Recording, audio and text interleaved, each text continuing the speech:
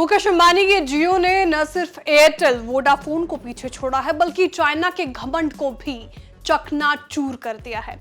रिलायंस जियो ने एक नया खिताब हासिल किया है जिसे देखकर सुनकर एयरटेल वोडाफोन के होश तो उड़े ही चाइना ने भी अपने घुटने टेक दिए। इस नए मुकाम के बाद एयरटेल और वोडाफोन पर भी दबाव देखने को मिलेगा क्योंकि इस गला काट प्रतिस्पर्धा में जियो की रफ्तार और तेज हो गई है और इस खबर के बाद ब्रोकरेज फर्म्स भी रिलायंस को लेकर बुलिश हैं।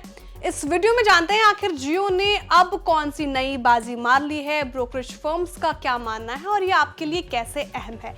नमस्कार, आप देख रहे हो विस्तक और मैं हूं Shreya Thakur. Global analytics firm स्टेफिशिएंट के डेटा के मुताबिक रिलायंस जियो डेटा ट्रैफिक की खपत के लिहाज से दुनिया की सबसे बड़ी टेलीकॉम कंपनी बन गई है और इसने चीन की टेलीकॉम कंपनी चाइना मोबाइल को पीछे छोड़ दिया है। इस साल मार्च तिमाही के दौरान जियो नेटवर्क पर कुल ट्रैफिक 40.9 एक्साबाइट्स पहुंच गया। वहीं चाइना की बात करें तो चाइना मोबाइल के 38 एक्साबाइट से ज्यादा है। जियो रिलायंस इंडस्ट्रीज की टेलीकॉम यूनिट है और ये इंडिया की सबसे बड़ी टेलीकॉम सर्विस कंपनी है। वहीं 5G सब्सक्राइबर्स के संख्या के लिहाज से अगर मैं बात करूं तो ये दुनिया की दूसरी सबसे बड़ी टेलीकॉम सर्विसेज कंपनी है। इसके 5G सब्सक्राइबर्स 10.8 करोड़ हैं। एनालिस्ट्स भी जियो को लेकर काफी एक्साइटेड है। उनका कहना है कि कंपनी के मार्केट शेयर में बढ़ोतरी रहेगी और उनका मानना है कि जियो का सब्सक्राइबर्स बेस इस फाइनेंशियल ईयर में 49 से 50 करोड़ सब्सक्राइबर्स तक पहुंच जाने की उम्मीद है। इतना ही नहीं, एनालिस्ट्स का यह भी मानना है कि 5G सेवाओं का रोल आउट पूरा होता ही कंपनी का फोकस प्रॉफिट बनाने पर होगा।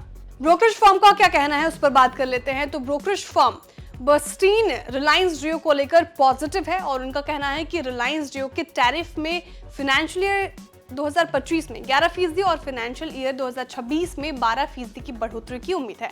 ये पिछले 3 साल में टैरिफ में बढ़ोतरी के मुकाबले ज्यादा है। ब्रोकरेज फर्म का कहना है कि टैरिफ बढ़ाने के कंपनी के फैसले से स्टॉक जो यानी रिलायंस इंडस्ट्रीज को मजबूती मिल सकती है। बर्नस्टीन ने जियो की लिस्टिंग पर भी बात की। रिपोर्ट में कहा गया कि जियो की लिस्टिंग 2025 में होने की उम्मीद है और इस अटकले से इसका असर भी स्टॉक पर पड़ेगा। आपको यहां समझना चाहिए कि ARPU 10 रुपए बढ़ने पर अर्निंग्स 4 से 5% तक बढ़ जाती है। फाइनेंशियल ईयर 2023-26 के बीच कंपनी के ARPU में 30% बढ़ोतरी की उम्मीद है और एक मजबूती की ओर ये इशारा करता है। इसके अलावा जेफरीज ने भी अपनी राय रखी है। जेफरीज ने कहा कि कंपनी 5G फ्री में दे रही है और ऐसे में टैरिफ बढ़ाए बगैर ARPU बढ़ने की कम चांसेस है और ऐसे में इस फाइनेंशियल ईयर की दूसरी तिमाही में कंपनी टैरिफ में 20% और फाइनेंशियल ईयर 2027 की दूसरी तिमाही में 10% इजाफा कर सकती है।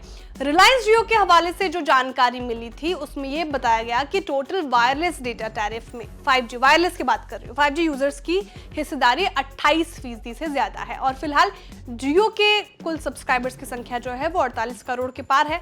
और विस्तक ने आपको ये जानकारी दी थी कि फाइनेंशियल ईयर 2024 की मार्च तिमाही में जियो के सब्सक्राइबर्स की कुल संख्या बढ़कर 48.1 करोड़ हो गई है और इसके मुकाबले भारतीय एयरटेल की बात करूं तो सब्सक्राइबर्स की संख्या 34.56 करोड़ थी, जबकि वोडाफोन आइडिया इस रेस में काफी पीछे है। उसका सब्सक्राइबर बेस 21.5 करोड़ है। अब देखना ये होगा कि जियो को टक्कर देने के लिए एयरटेल और वोडाफोन कौन सी ऐसी स्ट्रैटेजी अपनाते हैं। आपको ये जानकारी कैसे लगी कमेंट करके जरूर बताइए। वीडियो को लाइक करें, शेयर करें, सब्सक्राइब करें और देखते रहिए विस्तक। विस्तक आपके लिए लाया है प्रीमियम मेंबरशिप प्रोग्राम जहां आपको मिलेंगे कई सारे फायदे, जिनमें मार्केट न्यूज़लेटर, लाइव चैट पर आपके सवालों के सबसे पहले जवाब, मार्केट आउटलुक, वीकेंड पर मार्केट स्कैन, एंकर्स के साथ चैट और भी बहुत कुछ। इस प्रीमियम सब्सक्रिप्शन में 3 तरह के प्लान हैं, सिल्वर, गोल्ड और प्लैटिनम, जिनकी शुरुआत मात्र 159 रुपए महीने से होती है। इससे जुड़ना भी बेहद आसान है। विस्तक के YouTube चैनल पर जाएं, ज्वाइन बटन पर क्लिक करें और अपना प्लान सिलेक्ट करें। बस बन गए आप हमारे प्रीमियम मेंबर।